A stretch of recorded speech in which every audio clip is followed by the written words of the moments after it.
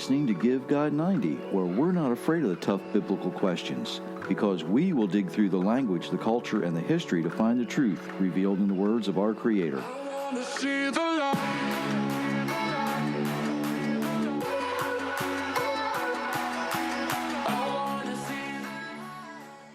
Hello, everyone. Thank you for sharing part of your day. My name is Jerry Mitchell. Sitting next to me is Myra. Hi, everyone. Well, that didn't sound very exciting. I'm listening. Oh, okay. You caught me off guard. I caught you off guard again.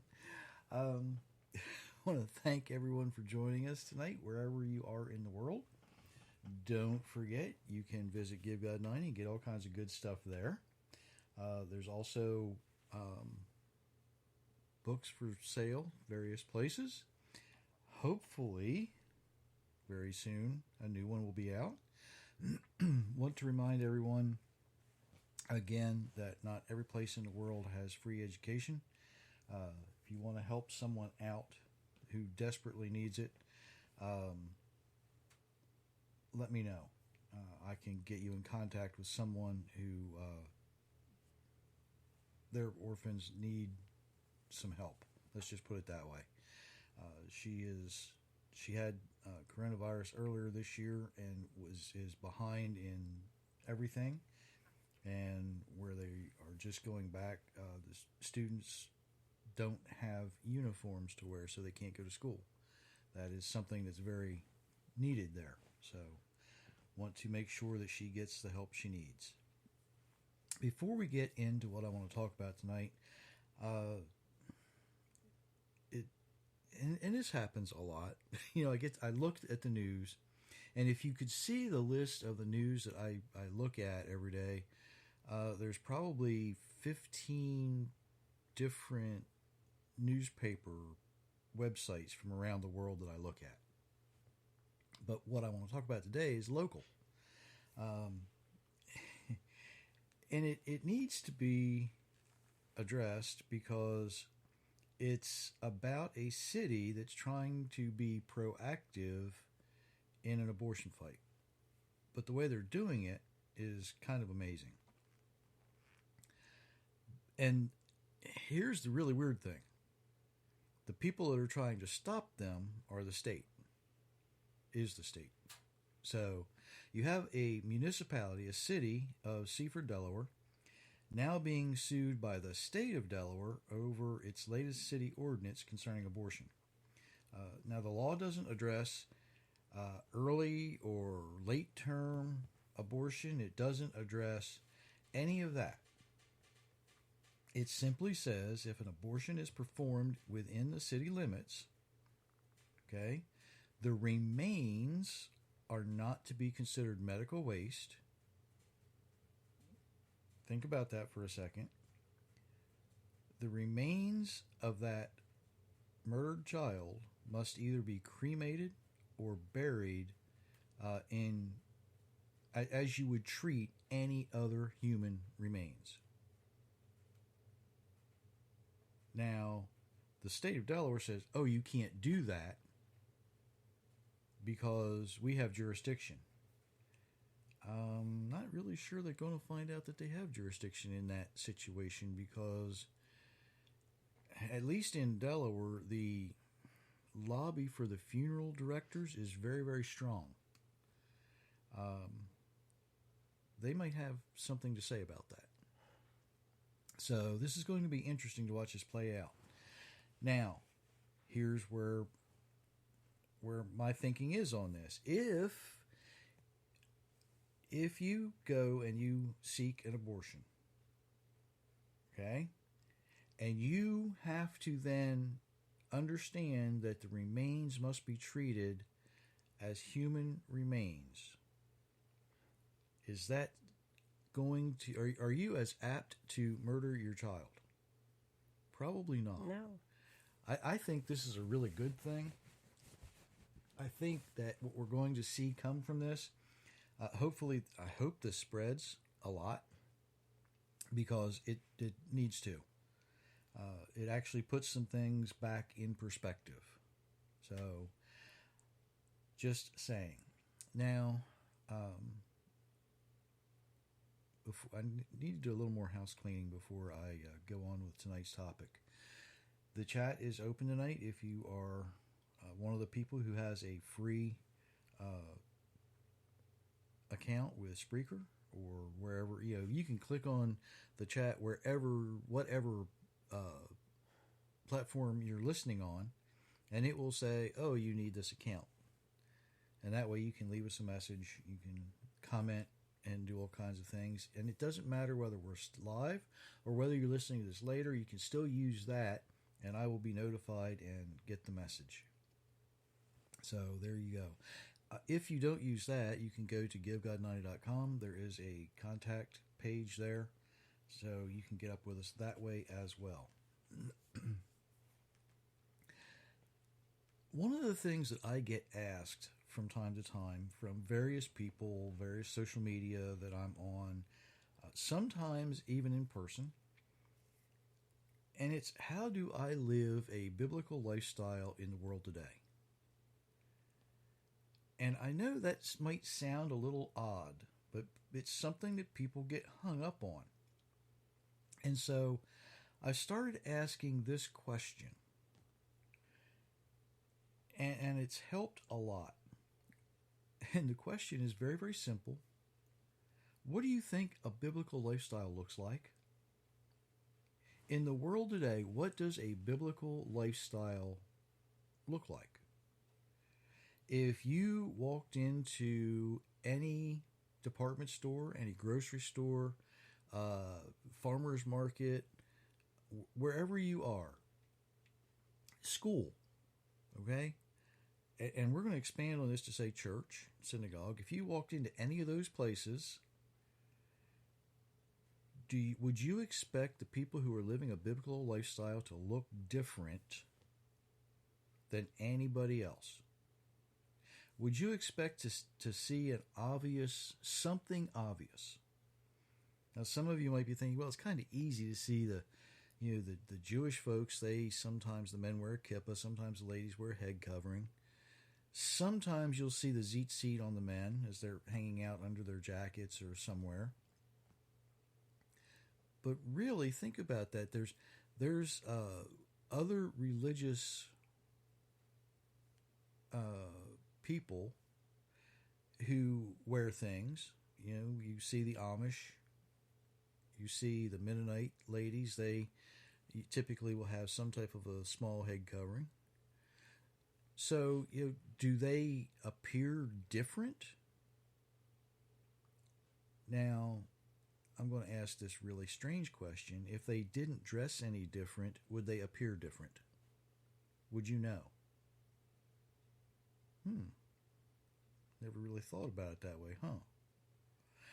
But, sometimes the answers I get still surprise me. And a lot of times they're negative. Well, you have to do this and you have to do that. And, I'm not sure I can do that. And I don't know. Guess what? Most people who think about a biblical lifestyle tend to think that it's filled with things you can't do. You can't drink, you can't smoke, you can't eat things you don't want to eat, all of which are things that may or may not be good for you, but that's not what a biblical lifestyle is. Let's get back to the basics. When you're training sometimes and you suffer an injury, sometimes you have to go back to the basics and rebuild those muscles, retrain those muscles, and you get them going, right? So let's go back to some very, very basics. And we're going to start, guess where? Somebody said Exodus. You're absolutely right. Today we're going to start in Exodus chapter 20, 1 through 17. This ought to be interesting. Then God spoke all these words. I am the Lord your God. I brought you out of the land of Egypt where you were slaves. You must not have any other gods except me. You must not make for yourself any idols. Don't make something that looks like anything in the sky above or in the earth below or in the water below the land. You must not worship or serve any idol. This is because I, the Lord your God, am a jealous God. A person may sin against me and hate me. I will punish his children, even his grandchildren, his great-grandchildren. But I will be very kind to thousands who love me and obey my commands. You must not use the name of the Lord your God thoughtlessly. The Lord will punish anyone who is guilty and misuses his name. Remember to keep the Sabbath as a holy day. You may work and get everything done during the 6 days each week, but the seventh day is a day of rest to honor the Lord your God. On that day, no one may do any work. Not you, not your son, not your daughter, not your men, not your women slaves. Neither your animals nor the foreigners living in your cities may work. The reason is that in 6 days the Lord made everything. He made the sky, earth, sea, and everything in them, and on the seventh day he rested. So the Lord blessed the Sabbath day and made it holy. Honor your father and your mother, then you will live a long time in the land. The Lord your God is going to give you this land. You must not murder anyone. You must not be guilty of adultery. You must not steal. You must not tell lies about your neighbor in court. You must not want to take your neighbor's house. You must not want his wife or his men or women slaves. You must not want his ox or his donkey. You must not want to take anything that belongs to your neighbor. Now, out of all of that, there's really a very short list of don'ts, right? So that pretty much covers it. I guess we'll be back Monday, right? I've got to expand on that. You're not going to get off that easy today.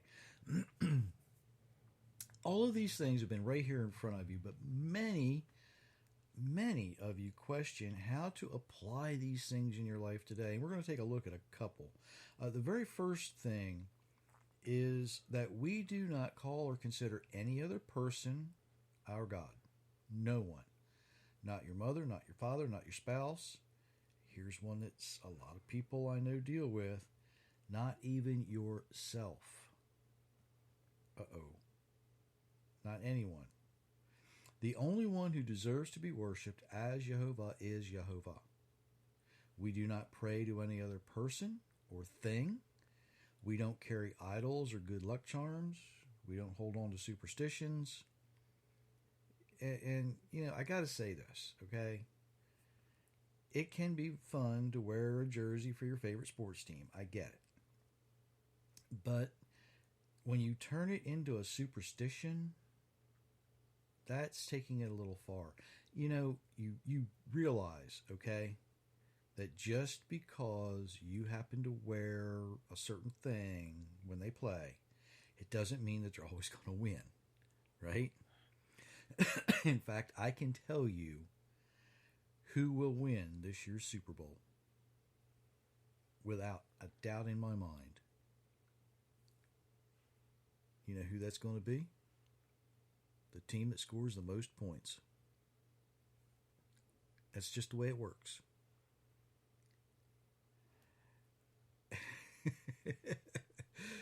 You always get that goofy look when I tell that joke. Yes. Okay. So, just because it's fun to do those things, don't turn it into a superstition. Don't turn your sports teams into an idol. Don't turn your spouse into an idol. That can happen, and it ruins marriages. Something very important, you're going to guard the Sabbath and make sure it remains different than any other day. And this is something that people have a difficult time with.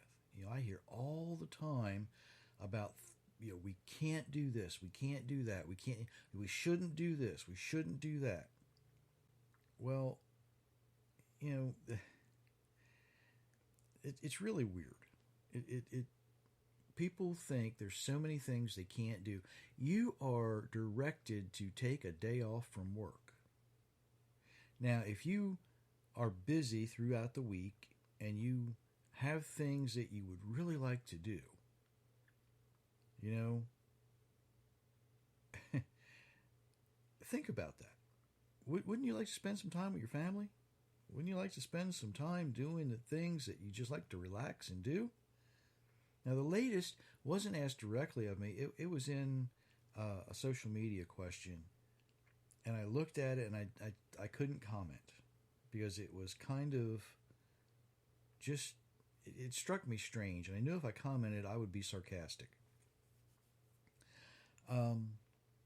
The question was this: if something is delivered to my house on the Sabbath, should I bring it into the house? Now, think about that for a second. If you get a package delivered to your house, do you bring it inside? You know, what if it's raining and it's something that shouldn't get wet? Chances are you've ordered it, right? You've already paid for it. You didn't pay for it on the Sabbath. It simply showed up there. What if it's needed medicine? What if it's food, perishable food? Now, if you've already ordered it, it's paid for the other day, or whenever you ordered it, or they wouldn't have shipped it. So you don't have to, that's not something to worry about. So, just because it's delivered doesn't mean you don't accept it. Maybe you're in a situation where the package you receive is needed medicine. Are you not going to take it because it was delivered on a Shabbat, on a Sabbath? It's just plain silly. Maybe, and here's something else to think about, someone brings you, a special meal. Are you not going to eat it because they brought it to you that particular day? You're going to refuse their generosity? Maybe your next door neighbor wants to invite you to have a meal with them. Are you going to refuse that particular blessing because you have to go next door? There's so many ridiculous questions surrounding the Sabbath because people don't understand the Sabbath. It's a day of rest. We don't work, with some specific exemptions. Saving a life is always allowed. Making someone whole is always allowed. Being a faithful representative of our Creator is always allowed. Gathering to study and to worship is always allowed. Spending time with your family and friends is always allowed because that's what it's made for. Mark 2:7 says Sabbath was made for man, not man for the Sabbath. It's our way. It's maybe I should say it this way. It's our Creator's way of saying, sit down and relax for a moment. If you have children and your children are always wanting you to spend time with them, are you not going to spend time with them? Are you going to not have fun with them?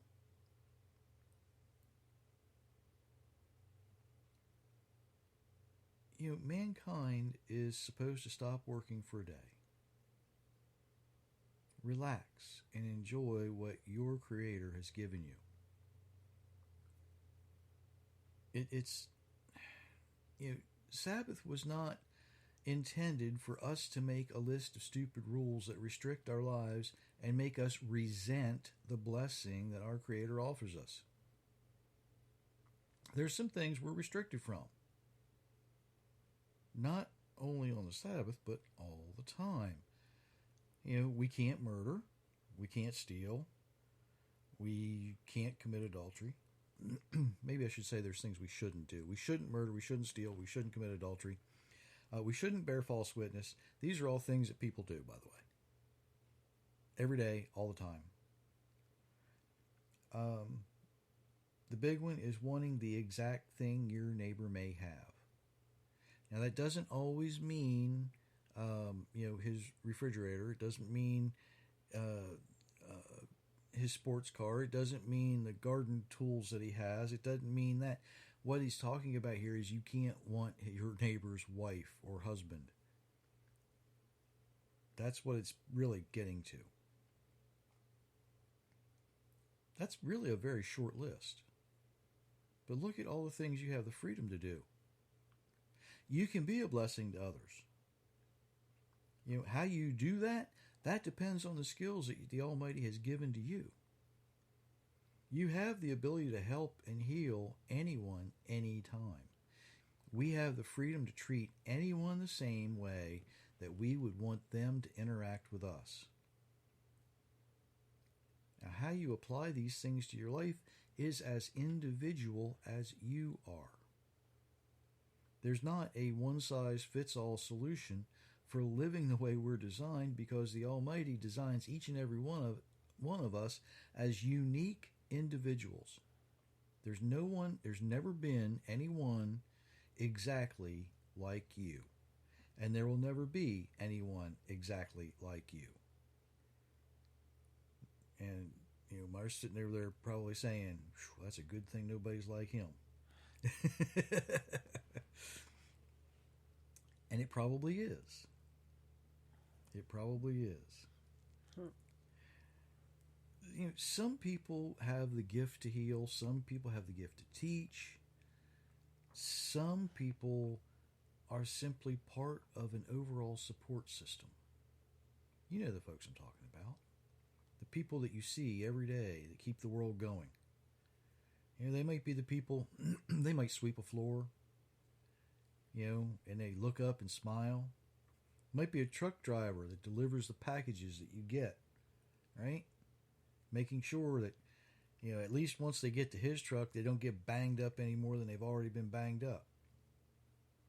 These folks may be the ones who take that extra minute to say hi, maybe offer a hug when it's needed.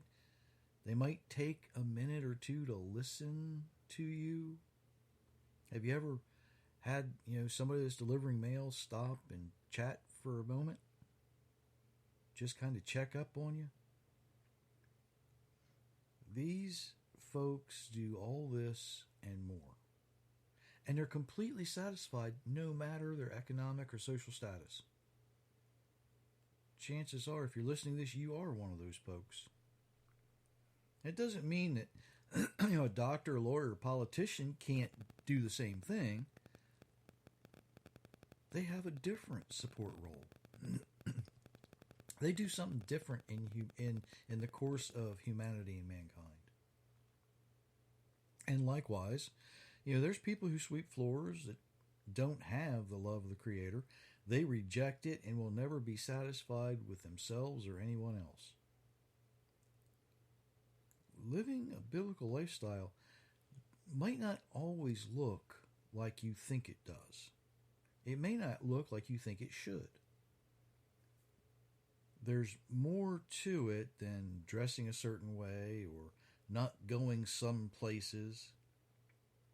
We know people all over the world who are, they're able to live exactly the way they're designed to live.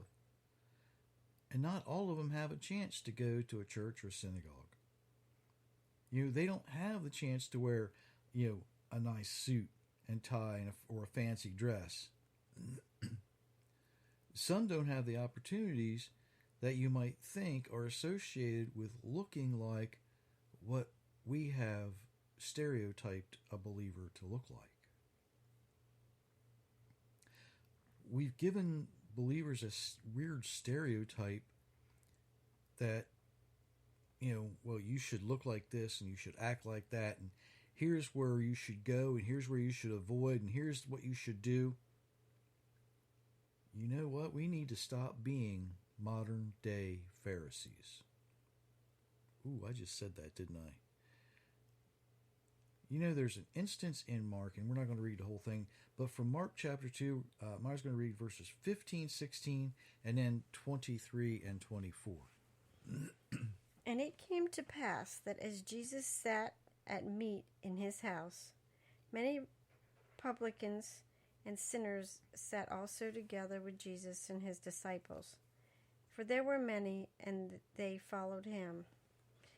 And when the scribes and Pharisees saw him eat with the publicans and sinners, he said unto his disciples, How is it that he eateth and drinketh with publicans and sinners?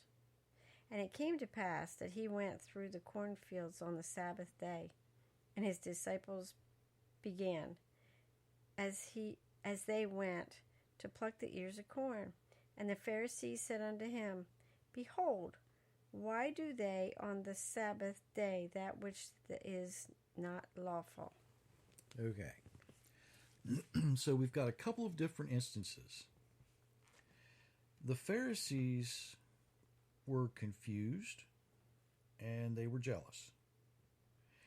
They couldn't understand why they weren't able to help others. They were too busy trying to control the lives of the people.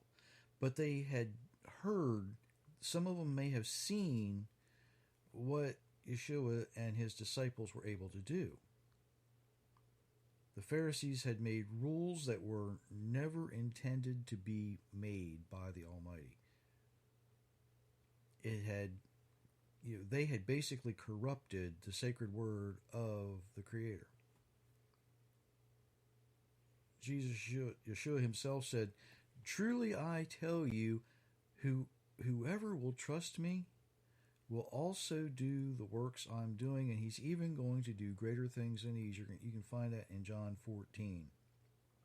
What he's saying there is, if you trust me enough and you see what I'm doing and you see why I'm doing it and how I'm able to do it, you can do this and more. When we see what happens when somebody has complete faith in the Almighty, we're astounded. And then when that person tells us that we can accomplish even greater things, we restrict ourselves because we really don't truly believe we can do it. We might want to. We may desire it. But until we are able to remove the obstacles of unbelief from our lives, we will never enjoy the feeling of complete faith in our Creator. We need to remember that we should not call anyone equal to our Creator, the one who spoke and created. Remember Genesis 1:1, in the beginning, God, Jehovah, nothing else existed until He spoke it into existence. Living the way we're designed to live begins with that understanding. Being able to help people is possible because of that understanding. When it's recorded that Yeshua sat down to eat with politicians and other sinners, and the Pharisees and the Sadducees looked and they said, wait a minute, how can this person eat with them? What is it about him? They didn't realize that the life that the Pharisees didn't realize that the life they were leading separated those people so that they never had a chance to see the love that the Creator had for them. They had set up a series of rules and regulations that you can't find in the law of Moses. And then later, now this particular translation says cornfields. It was probably at that particular time of the year, maybe barley, probably wheat. And as they walked through the corners of those fields, what's it say? That they can glean, right? So they're taking some raw grain. Now, as you're walking through, if you've never done this, it's not like you're getting enough to go mill flour, okay? It takes a whole lot more than that. Trust me, I've done it. You walk through and you run your hand through and you pull a little grain out and you eat it. And the Pharisee says, oh, no, you can't do that. But you can't eat on the Sabbath? That's a little odd, don't you think? We see and hear a lot of fairy tales and legends of the things that were done. But when we go back and we actually look how the people lived, we have examples throughout the Old Testament that tells us and describes to us how the people lived. They didn't consider it work to, let me put it this way. They didn't consider it work for a donkey to carry you to a meeting with a prophet. It would be like riding let's just put it this way in American history. It would be like riding a horse to church, okay? They didn't consider that work for the animal.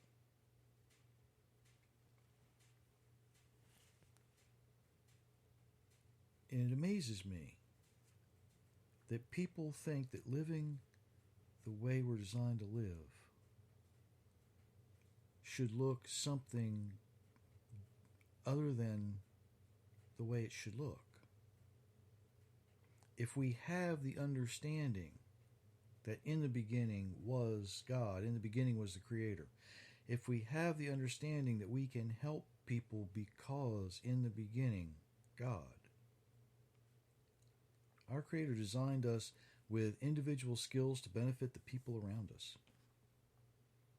And if you really want to live a biblical lifestyle in the crazy world we live in today, use those skills that you already have to glorify the Creator and be His representative and the example to the people around you. You're made in His image. Do the things that glorify Him as His representative in this goofy world we live in. That doesn't always happen when you're wearing a fancy suit, although it can. But it can only happen when you break down the roadblocks, when you throw away the stumbling blocks that you have put up for yourself. And Give God 90 can help with that if you're willing to go there, take the challenge, learn to live the way you were designed to live for at least 90 days, and see what happens. Your life really doesn't have a chance but to improve because you're going to be doing things the way you're designed to do them. You're not fighting, you're not swimming upstream when you do that, right? You're not fighting the herd, so to speak. Now, you're not going with the rest of the world either, and it might seem sometimes like when everybody else wants to jump off a cliff, you're running for the higher ground. But it's really makes a difference when you're standing there and somebody's ready to jump. And you say, no, you want to go the other way. Not everybody's going to listen to you, but one or two might. And it's not our job to drag them back from the cliff. It's our job to say, don't jump. And that's really oversimplifying it, but that's our job. Did you have anything you wanted to add to that today? Thank you for joining us. Have a great weekend. See you Monday. Yep, we will be back on Monday, everyone. Till then, many, many blessings.